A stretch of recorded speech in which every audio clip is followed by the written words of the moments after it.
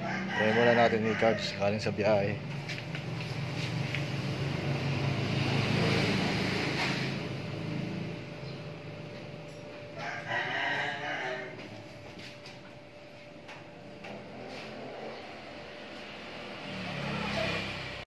Yan no.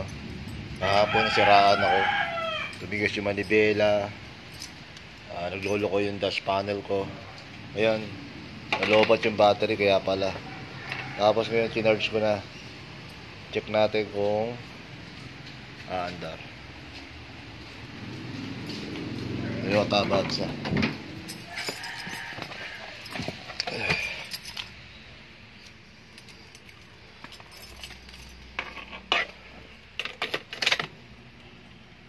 Ayan, dinalagolo ko yung dash panel ko kahapon. Kukurap-kurap lahat dyan. Nakailaw itong aking sa manibela. Ito yung aking indicator light ng alternator. Kung di nagkakarga, iilaw yan. Pag nagkakarga, iilaw yan. Pag nagkakarga, mamamatay yung ilaw. Pag hindi nagkarga, iilaw. Try natin.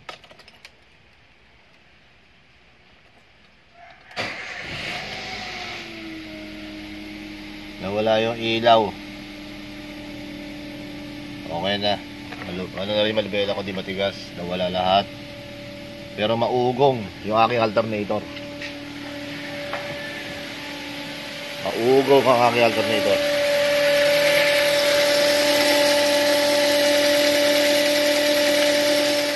Check natin kung nagkakarga.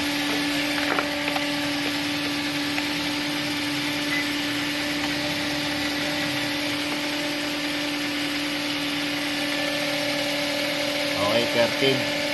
I-revolution ko.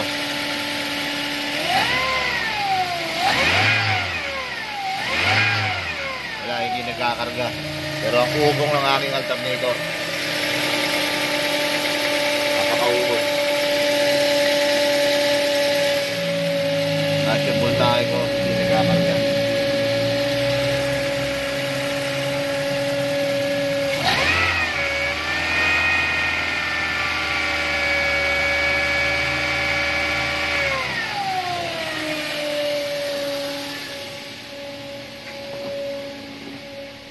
Pero wala siyang battery indicator.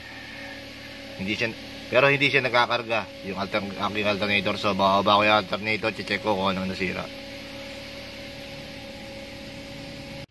I-start natin nang wala ito. Tingnan natin kung uugong. Tsaka itong tinanggal ko. I-start. Start natin kung uugong. Kung mag-iingay ito.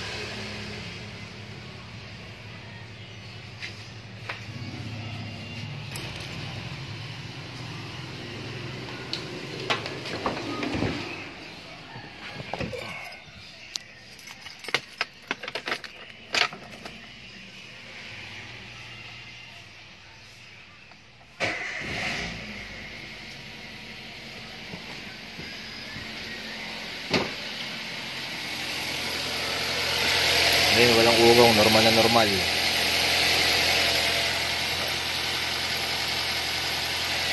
Ang sira nito sa loob ng alternator.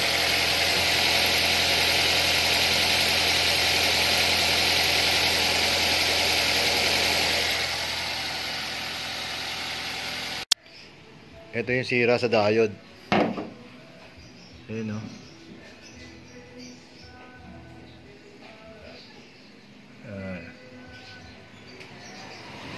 Ayan, okay pa.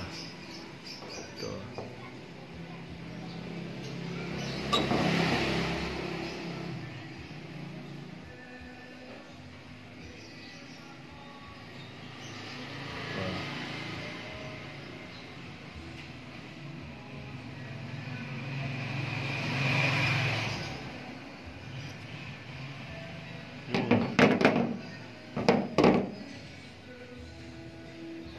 Tabansa. Yan yung dahilan ng pag-ugong at di pag-charge ng ating alternator para ma-charge yung battery.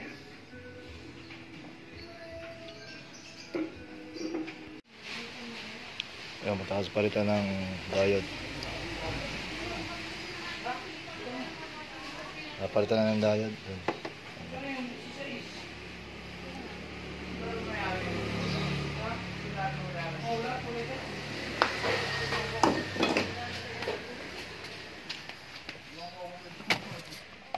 Start.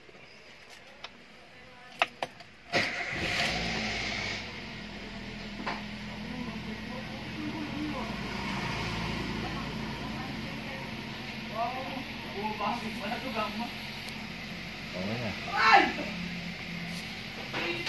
Tapos pala tayo ng diode.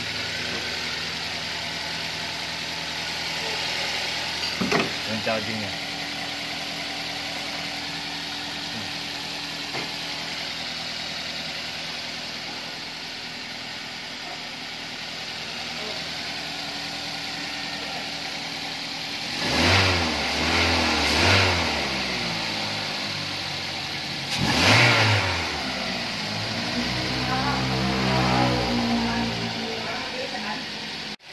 Wala na rin ugong. Wala na tunog.